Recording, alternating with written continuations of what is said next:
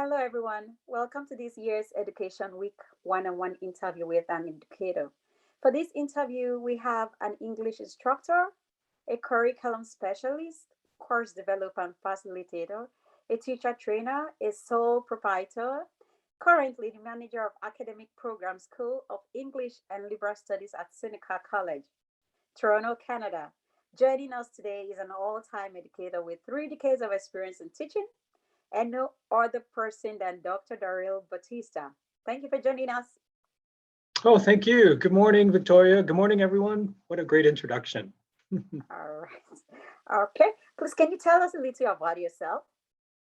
Sure. So I've been involved in education since I graduated teacher college in 1996, and then trajectory-wise made my way into different contexts. So I've taught English language education in South Korea as my first job, came back to Canada, started working for some other private English language institutes, worked on my graduate degree.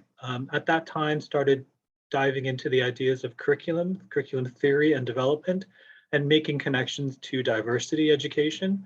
I did a PhD in curriculum theory and again explored ideas of diversity, my own teacher experiences, and then made my way into post-secondary. And then over the years, I've taught in different contexts, universities, and then lately, for the last 10 years, if not a little bit longer, have been involved in online education. So, which takes me to my current role. I'm moving into administration. Wow, thank you, Dr. Dario. And it's been a long journey as an educator. No wonder you have so much to offer. I was your master student and I understand what you mean. All right, so we'll be diving into the discussion for today. What's your view on content-based learning model as an expert in this area? I think content-based learning is an effective way to reach the students, which is something that I think as educators, most of us are trying to figure out, again, as we navigate post-pandemic. Content-based learning, as I understand it, is no longer just focusing on particular tools or objectives that students need to have, but rather to build the content around things that students connect with already in order to enhance the experience. So for example, if we're talking about language learning, rather than focusing on teaching sentence structure, punctuation, grammar, vocabulary as separate tools, we're building those around the ideas of content. So it might be a class of English language learners who are interested in film. So film is the content. The students have an interest in those ideas, and then we start building those language tools. Okay, thank you. And I appreciate your perspective to content-based learning and how it's applicable to students. And so when we talk about digital learning and content-based learning model, at what level do these two interact? I think, well, again, coming out of the pandemic, we've had to really readjust the ways of in-person teaching, right? We've had to make, depending on the school, we've had to make accommodations beyond just putting our materials online and having students engage asynchronously on their own. Many schools have offered synchronous platforms. Many schools have offered asynchronous at the same time. And then moving out of the pandemic, we could be moving into ideas of high flex, where we have synchronous live students in the classroom and also synchronous students at home. So the classroom is not just the space that's in front of the professor, it's also those that might be joining virtually. So I think the intersection now is becoming a bit blurred between the two. Content-based learning, in my experience, has always been kind of an in-person ideology. It started in the classroom, but now with digital learning, I mean, separating virtual spaces from live spaces is something that's no longer, they're not distinct anymore.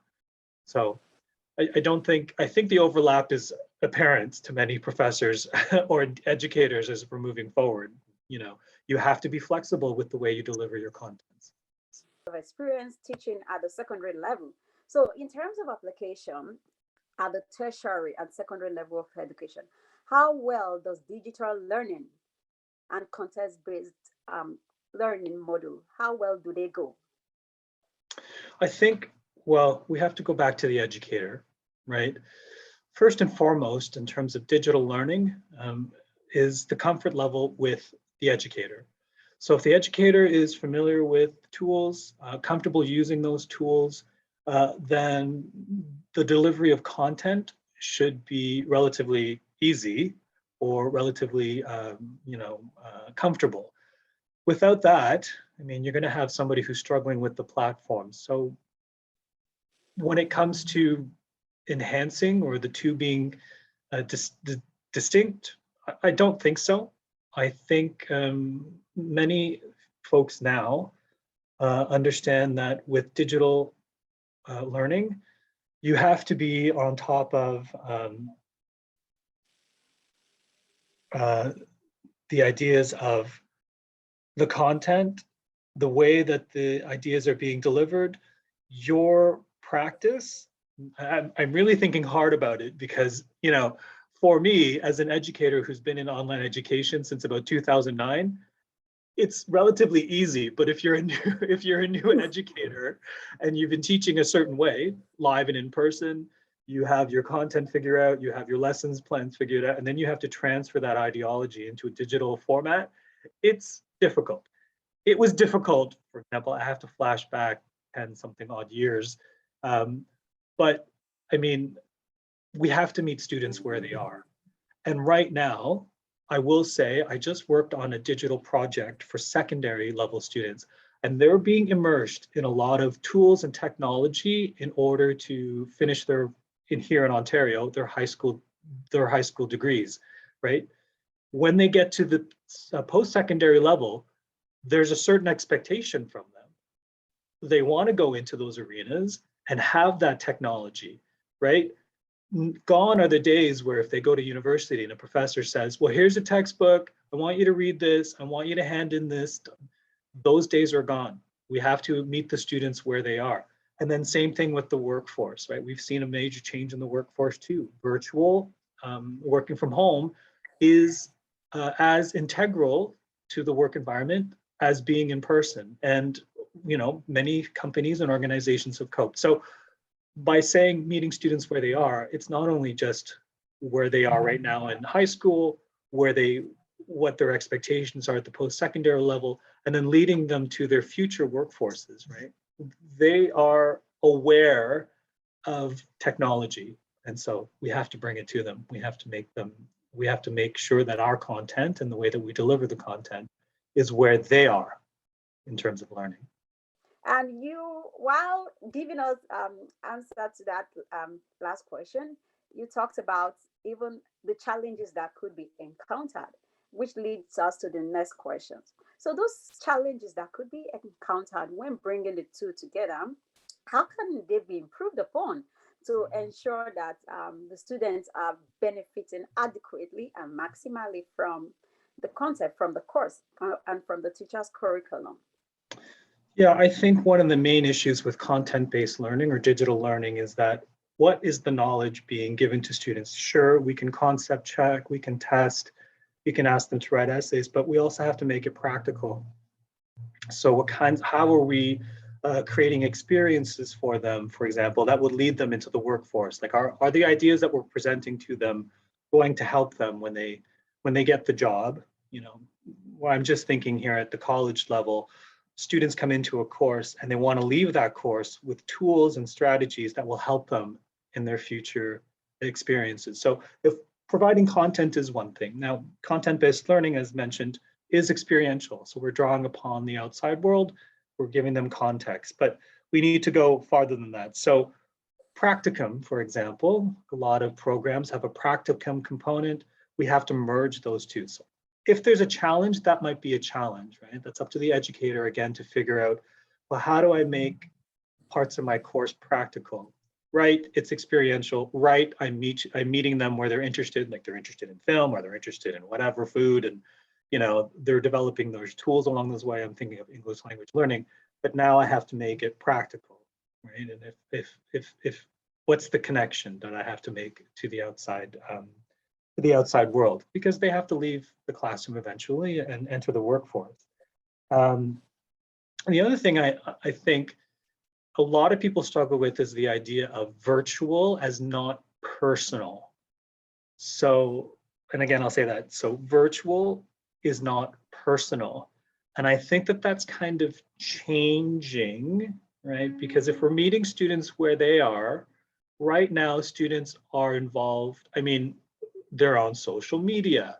They can order food online. They can take transportation online. So everything, I mean, everything is really personal. Now, communication wise, yeah, how do we build that into a course? Now, if we're offering, for example, like a hybrid flexible course where you have asynchronous students and synchronous students at the same time. So you have people in front of you and people at home studying at the same time. How do we create that into a personal exchange? So that I think is another challenge that we have to figure out. Okay, so what does that mean? Are digital futures, digital educative futures, creating disconnect? I think right now we're navigating that. We're trying to figure that out, right? And again, because students operate in a kind of virtual reality anyway. I mean, ever take a phone away from a young person and it's it's they've lost everything, right? So I think that's a challenge. We've got to navigate that a bit better. How do we make it so, you know, they are still being social, but you know, is it personable? Is it personal? We're still figuring it out. I think that's one of the challenges. Yeah. Wow. I appreciate your response when you emphasized on experiential learning and practical. So that's key to navigating the challenges of the real work environment and improving on those challenges and helping students with what they need to thrive in the real work environment is one solution to navigating these challenges. And the other one you mentioned, the disconnect between the asynchronous and the synchronous, the disconnect between the virtual world and the real world. I think that was quite elaborate. And we once again thank you for joining us. We appreciate all that you've given. In fact, your the knowledge and the responses you've given to us, they are quite expert and they are quite high tertiary. Although thank you for making the communication simple, easier. You using terms that are quite familiar. That's also very important, and we appreciate that. So, as an educator, what is the highlight of your career? For me, to be honest with you, I think it was switching to online learning in about 2009. So I had just finished my graduate school experiences in 2005 and was taking time to figure out what I wanted to do next. I was able to teach live, but in an international context. I was working for a school in South Korea, a university in South Korea, teaching cultural studies, all that theory, working with teachers, education. It was great. But then an opportunity crossed my desk where somebody said, would you like to teach for an online university and develop your courses or your ideas online? And I remember a lot of my friends and colleagues saying that would be the biggest mistake ever as an academic. This was 2009, and so this was still virtually a new idea. So, but I took a chance. Something told me that things would be changing, and because of my experiences and studies and research with diversity, it's important to have that aspect also part of the virtual and online classroom. Now, you know, that sounds quite profound now, but in 2009, I was just, no, there's something about this. I'm just going to try it. So I tried it. And so from 2009, I've been working in online context. And then, of course, when I started to get too familiar with online education, I felt, okay, I'm at home too much. I'm teaching too much at home. Let's go back to the classroom. And that's when I joined the Seneca team. This was in the fall of 2019, just to pick up a class, just to be around students again, teaching live in the classroom. And then March of 2020 happened and everybody's back online again. But what was important about that moment, aside from everything else that was going on in the world, was then, the chair and the department could rely on folks like myself who had online experience, because there's about 150 faculty who most of them have never worked online. Wow. And so when we had to flip because of the pandemic, at least my background and my experiences were able to help people better organize their courses, what kinds of questions, what kind of tools could they use. So in terms of that moment in my career trajectory, at the time, I wasn't encouraged to enter online education, but I think it's sort of worked out okay. And then again, as we're coming out of this pandemic, my interest in research are still peaked. Like there's still a lot of work to be done with online education and as distance education and distance learning and all those things, as we're finding out now, even our discussion today. There's still challenges that lie ahead. Wow. I really understand what you mean when you talked about that hooray moment where you were just one of those few who could navigate the online the online program, or who could help them in addressing the challenges that the pandemic brought forth, which is going to online. And I know I understand what you mean by saying you stepped into the task, you stepped up to the task, and you performed based on your experience, because you said it since 2009 you've been into online, and you now became a very, very important and useful tool in their environment. Oh, yes, it's good to be a savior when it's needed. Well, I think the chair at the time was happy that I said, sure, I can help people, because it was a moment where everything switched really quickly. And so any Yes. kind of support was needed for a lot of, it was not so much I was saving people, but it was, how do you continue with your knowledge of education, knowledge of teaching, without sacrificing a whole But you bunch of. saved the situation. You don't have to save people, but you saved the situation. Because Okay, maybe a few professors were happy that I was helping them. A few of them were yes, really, because yeah, a few of a them were lot really during the pandemic, especially at the heat of the pandemic, they really needed a lot of teachers who could do it virtually, who could go online. And your experience from 2009, I'm glad it's helped in saving the situation, and also help the school in navigating through some of the challenges they would have encountered. Oh, thank you, Dr. Daryl. And what are your final words to all learners, educators, and the general public? Well, I think, I said it before, and even now, it's something, because I'm in charge of faculty right now. And again, we're navigating post-pandemic. I said it before, and I'll say it again, you have to meet students where they are, right? Their way of thinking, their way of absorbing knowledge, their way of engaging the world is what we have to bring into the classroom. So I think, for example, the idea of content-based learning, no longer is it beneficial just to focus on tools, whether it's skill sets or those kinds of things. It's very important, as we're learning around the world, to bring the world into the classroom and to have students connect to their world based on what they know and how they engage that world. So again, meet the students where they are. Wow.